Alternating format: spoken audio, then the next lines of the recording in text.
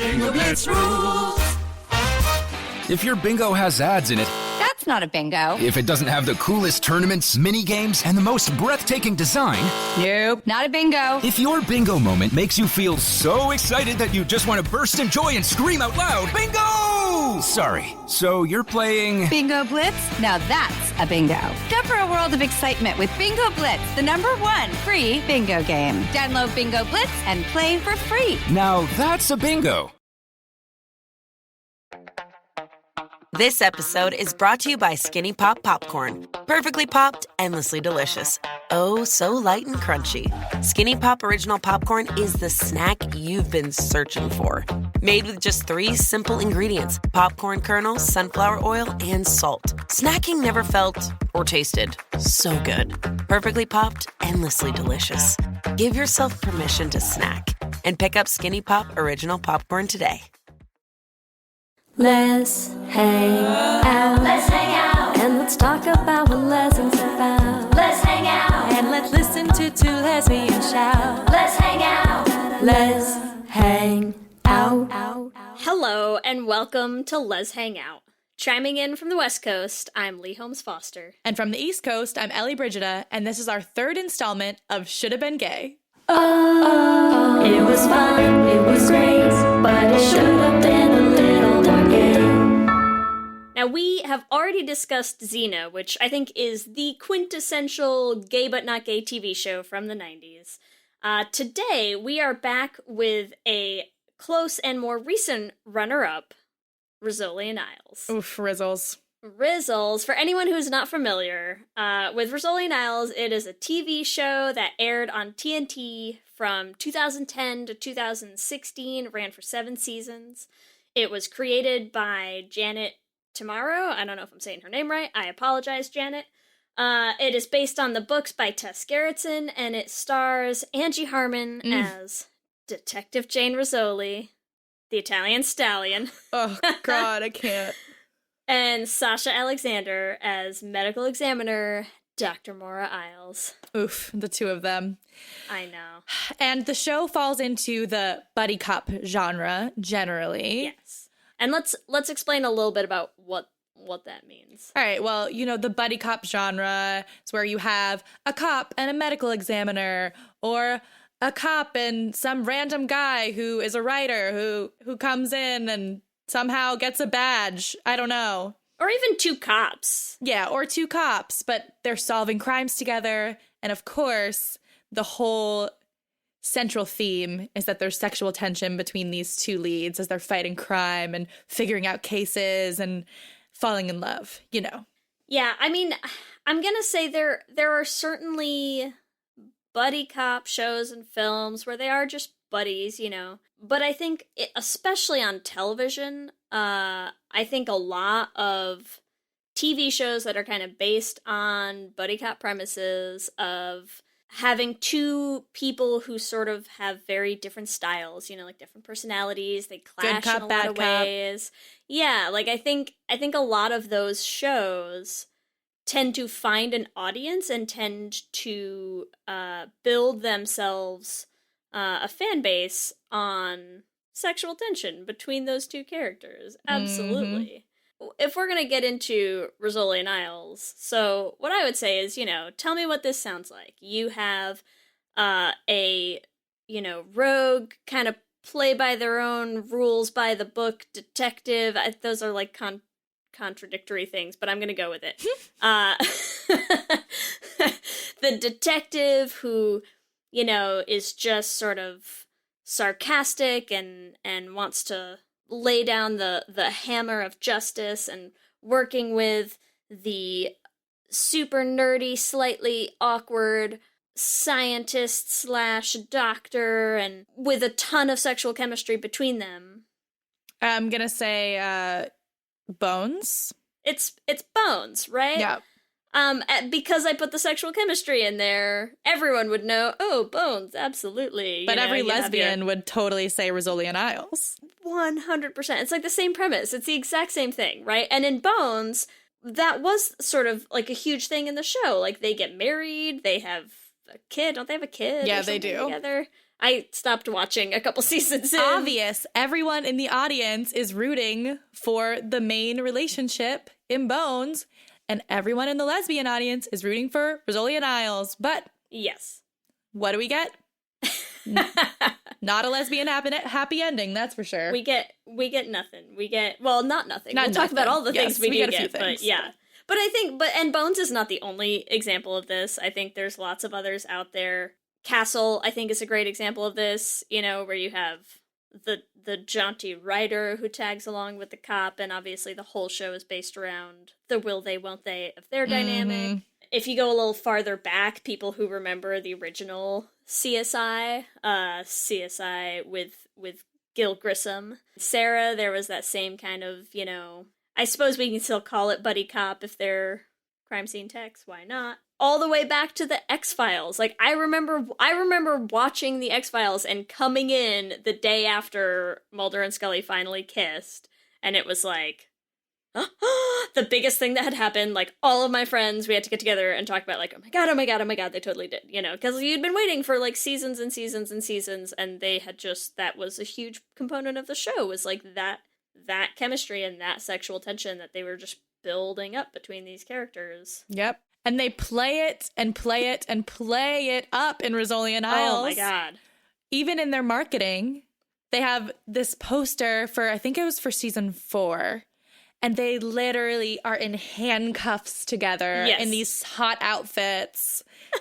Back to back. Yeah, chained together forever. Because nothing says platonic female friendship like having handcuffs and literally being unable to get away from each other.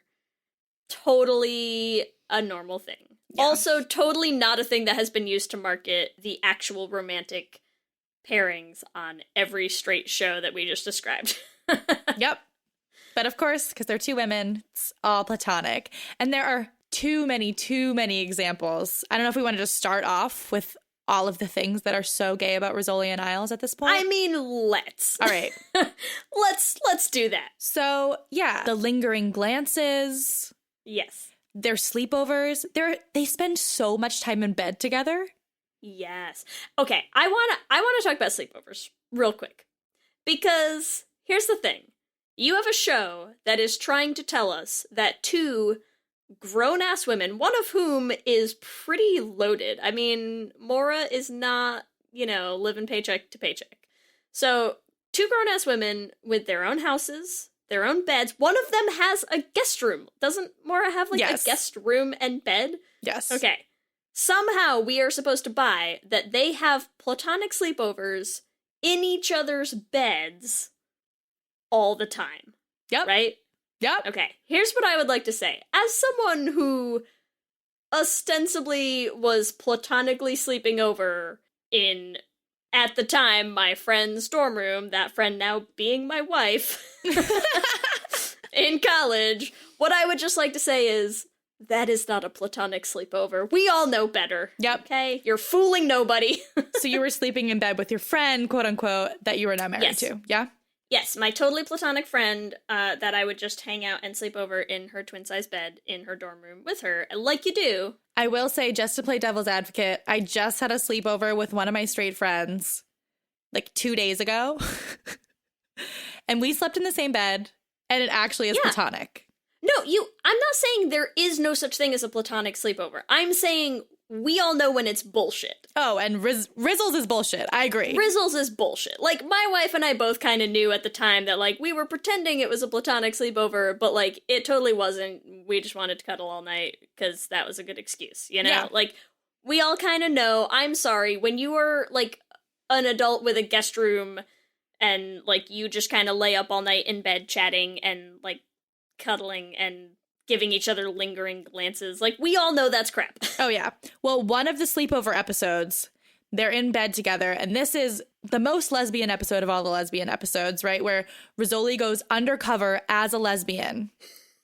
So they're having this conversation in bed where basically Maura asked Rizzoli, well, if you were a lesbian, you would be into me, right?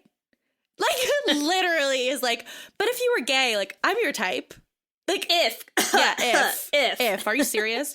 So to get into the Rizzoli undercover as a lesbian at a lesbian bar episode, I actually watched Rizzoli on Isles. I know, Lee, you have seen excerpts or stuff like that. I'm gonna say I have maybe watched 10 minutes of like an actual episode, but I've seen many a clip of the show. Okay. Which is, I mean, honestly, at a certain point I stopped watching and just watched clips. But I started the show and was like, oh, episode 1. Wow, these girls are gonna be gay, right? You know, and I'm just like digging in. I'm like, okay, 2, 3, 4. Episode 6 of the season is the lesbian undercover. That was in episode. season 1? Yes, season 1, Oh my God. episode 6. I don't think I knew that. Yes.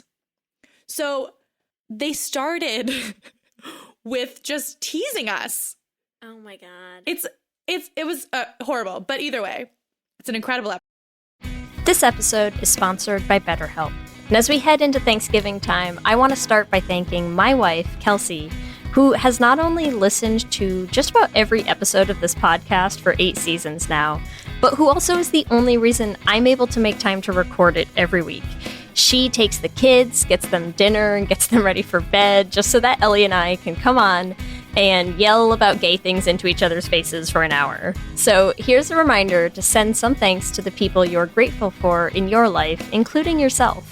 I've been in therapy for a long time now, and one thing that's so important about therapy is how it teaches you to be more intentional. And being intentional about gratitude and how to show that to the people you appreciate is just one of the many benefits that I've gotten from therapy over the years. If you've been thinking of starting therapy, consider giving BetterHelp a try. I know how hard it can be to find time for regular therapy, and BetterHelp is designed to be flexible and convenient for your schedule. You can fill out a brief questionnaire to get matched with a licensed therapist, and you can switch therapists at any time for no additional charge. If you want to start being more intentional about gratitude in your life, visit betterhelp.com/leshangout today to get 10% off your first month. That's BetterHelp, HELP.com/leshangout. Let's hang out. For many businesses, the holiday season can be both an exciting and stressful time. With so many balls in the air, one thing you definitely want to know you can rely on is how you're selling your products. And with Shopify, you can rest easy knowing it's the home of the #1 checkout on the planet. Nobody does selling better than Shopify. And when it comes to successful brands like Aloe, Allbirds, or Skims, an often overlooked secret is all the things that go on behind the scenes that make selling and, for shoppers, buying simple. For millions of businesses, if you take a peek behind that curtain, you'll see that Shopify is what makes it all possible. Shop Pay boosts conversions up to 50%, so that's more happy customers and way more sales going. It's true all the time, but especially this time of year, your commerce platform better be ready to sell wherever your customers are scrolling or strolling, on the web, in your store, in their feed, and everywhere in between. Businesses that sell more sell on Shopify. Upgrade your business and get the same checkout we use for Realm merch with Shopify. Sign up for your $1 per month trial period at shopify.com/realm, all lowercase. Go to shopify.com/realm to upgrade your selling today. Shopify.com/realm.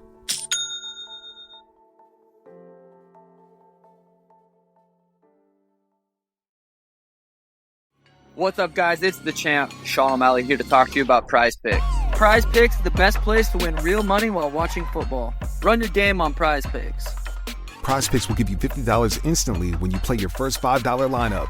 You don't even need to win to receive the $50 bonus. It's guaranteed. Just download the Prize Picks app and use code SPOTIFY. That's code SPOTIFY on Prize Picks to get $50 instantly when you play a $5 lineup. Prize Picks. Run your game. Must be present in certain states. Visit prizepicks.com for restrictions and details. You come to the New Yorker Radio Hour for conversations that go deeper with people you really want to hear from, whether it's Bruce Springsteen or Questlove or Olivia Rodrigo, Liz Cheney, or the godfather of artificial intelligence, Jeffrey Hinton, or some of my extraordinarily well-informed colleagues at the New Yorker. So join us every week on the New Yorker Radio Hour, wherever you listen to podcasts. Episode. So a lesbian gets killed at a lesbian bar, and they are trying to figure out who the killer is. And of course, they look at Rizzoli and they're like, well, you could pass. Because, of course, you can pass. They look around and find the one lesbian in the precinct. Yeah. Jane Rizzoli, gotcha. Okay. To be a fake lesbian for the day, quote unquote. Sure. Yeah, and she's so sad she has to do this undercover assignment. And there's this one scene where they put together her lesbian dating profile. And I just think it's so funny. Maura is putting together her profile for her, of course. And reading down all of these different designators of a lesbian. So the things they have are femme, lipstick, chapstick, sporty, and butch. And one of the guys says, oh, Rizzoli's butch. And Maura, is, offended by it in a weird way. She's like, Rizzoli is, I'm going to put sporty. She's totally sporty. And I'm like, all right, you love sporty, huh, Maura? Yeah, when we'll get to sporty in a bit too, but yeah. But yeah, so she puts together the dating profile and then goes undercover to the actual lesbian bar, which is where we I can't even breathe thinking about this moment. I've seen many a clip of this moment. So yeah, Maura, I guess they both go undercover. I can't remember if Maura's supposed to be a lesbian goes undercover too. working at the bar. Oh, she goes undercover as a waitress. Oh, okay. I haven't watched the show, Ellie. Come on. I know, I'm sorry. Okay, so Maura goes undercover as a waitress with the most revealing outfit ever. She's got a bustier. She has a little pin-up 1950s bustier on. It's beautiful. And no straight woman is going to look at her boobs like Rizzoli looks at her boobs. Come on. No. Face in boobs. And she is lingering. Yep. She lingers. She gets a big eyeful. And she's okay with it. Yeah, she really is. This is the 6th episode of the season. And I could talk about this episode for 35 minutes. And that moment, I think, is lovingly referred to as the Wrack of God moment. Because I do think Jane Rizzoli sees a little heavenly moment right there. Wait. Who calls it the rack? I've never heard the Rack of God. The internet, the lesbian internet. I don't make the rules, Ellie. I just know things, okay? It's called the Rack of God. And that's what happens. I totally understand that, because it is the Rack of God. I think someone somewhere has probably made an edit of, just that clip with Jane Rizzoli, full eyeing boobs, and just, heavenly choirs, down from the heavens. That's what's happening in that moment, is I think some things are coming clear. But it really is. I mean, I can't believe that was in the first season. I feel like Rizzoli and Isles as a whole, the show is just one long slow burn that never got resolved. Yes. It's the ultimate gay bait. Yeah, it never ended. And that's the thing. So I did start watching it, and then at a certain point I realized they weren't going to go there, and I couldn't watch the show anymore. Yeah, because they definitely know. I mean, I think Rack of God is one. I think having them play softball all the time, you know what you're doing. I think the Elbiffs moment, right? That's another thing where you just go, this is not a normal straight platonic thing to do, is, so Maura's being hit on by another tall, dark Italian stallion, who's a car mechanic or something, and she isn't interested, and the way that they rebuff his advances is to pull Jane's arms around her, stand like they're going to prom photos together, and then tell him that they're Elbiffs, if you know what we mean. Wink, wink. Which is their code that they come up with. It's LLBFFs, and it stands for Lifelong Best Friends Forever. But they're obviously trying to pass it off as we're totally together, if you know what we're talking wink, about. Wink, wink. And I'm I'm sorry, Maura her whole character is so educated and classy and refined. And I'm you're trying to tell me that Maura Isles has never just turned down a dude by saying, I'm sorry, I am not interested in dating you. No. That is not a necessary thing. It is a thing that you put in there because it lets you make promo photos of them standing like they're the gayest thing on the planet, because they are. They really are. But yeah, as you say, like the cast, everyone knows. Like there was a BuzzFeed article that Rizzoli and Isles is the gayest non-gay show on TV. And there was a poll in it that I thought was fantastic that said, out of Rizzoli's 3 love interests, one of them being Maura, 91% of fans want her with Maura.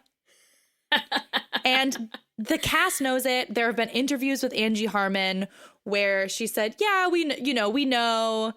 The thing that really frustrates me is every time they talk about it, they say, well, initially we wrote the characters as heterosexual women. Yeah. And that's how they were written. And it doesn't really matter what the fans think. We can't change it because the first episode they were written as heterosexual women. I'm like, that makes no sense to me. It's almost like characters can be developed or grow. Yeah, or it's almost like they could have change or realize feelings for someone when they were previously not there.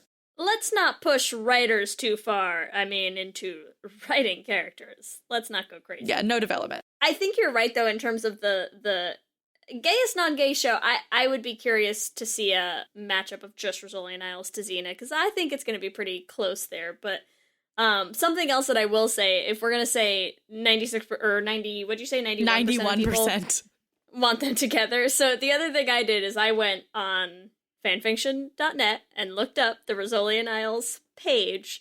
And what I can tell you is, so out of 7,800 stories total for Rizzoli and Isles on the site, 6,700 of them are pairings of Maura and Jane.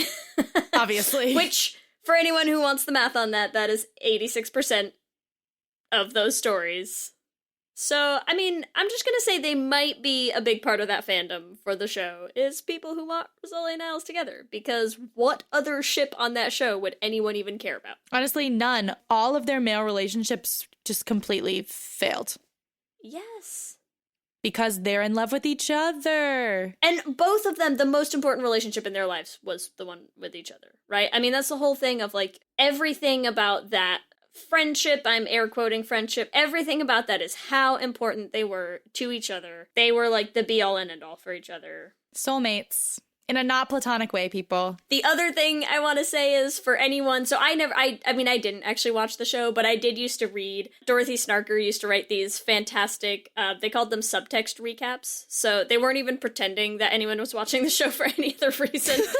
But if you want to enjoy yourself for a bit without actually having to sit through the entire show, I would recommend going back and reading the subtext recaps. They were excellent. Wonderfully written. Kudos, Dorothy Snarker. I think one of my favorite things is they used to have, I think most episodes there would be, they would call out the moments of what she called TGTGT, which stood for totally gratuitous, totally gay touching. Because that happened so much a of lot. It. So much. Those will stand the test of time. I would go read those any day. They're worth finding. In researching for this episode, I found some of them as well. I was dying. They're hilarious. They're so good. I read a lot of those instead of watching the show, so I think that was a good choice. Best choice. The other thing I want to say, for anyone who did suffer through Rizzoli and Isles and just really wanted that slow burn to pay off eventually, or if you want a similar pairing that actually does pay off eventually and you don't want to watch Rizzoli and Isles, my 2 suggestions would be, if you are not familiar with Pepsi, which is Peppa and Sylvia, the exact same pairing on a show called Los Hombres de Paco, where you have the tall, dark, long-haired detective and the shorter, nerdy, red-headed medical examiner. That is definitely worth watching. You can always find that with English subtitles. Just do not watch the end. Watch a fan edit of the end for no reason. As much as we spoil everything on here, no reason. Or if you are more into not foreign language things, you could also check out Riley Para, either the books by John Cannon or the teleseries that is based on those books. Yup. Again, similar situation. And way more lesbians. And they're actually gay, you guys. Everyone. Actually gay. Unlike Rizzoli and Isles, which I'm going to say lands firmly in the camp of should have been gay. Should have been gay. All right. Well, just as a reminder, and for things that are definitely gay, you can find us at Let's Hang Out Pod on all the social medias, Instagram, Twitter, and Facebook. You can also email us at letshangoutpod@gmail.com. We'd love to hear from you guys. And if you're enjoying the podcast, you can support us at patreon.com/letshangout and get access to lots of fun perks. So for now, I'm Ellie. And I'm Lee. And let's hang out again soon. Let's hang out. What's up, everyone? It's Noah Daniels. Hey, y'all, I'm JJ. Hey, guys, it's Kat. And we're your hosts of the Real Hauntings podcast, where we bring on guests to share their first-hand encounter ghost stories and supernatural experiences. Now on to the trailer. I've been warned to not tell this story, but I think because of the way it ends, it's okay to tell this story, because some people say that with certain entities, to like speak of them or talk about them or in any way like portray them as powerful will attract them to other people. The creepiest thing about it to me is a lot of times it would wait for me to notice it. Like it would just lay its arm out like this, and then I'd be like, where is it? Where is it? And then I'd see it, and then it would just slither back. For more information on the Real Hauntings, Real Ghost Stories podcast, make sure you check out real.fm to learn more about our podcast and many other amazing podcasts.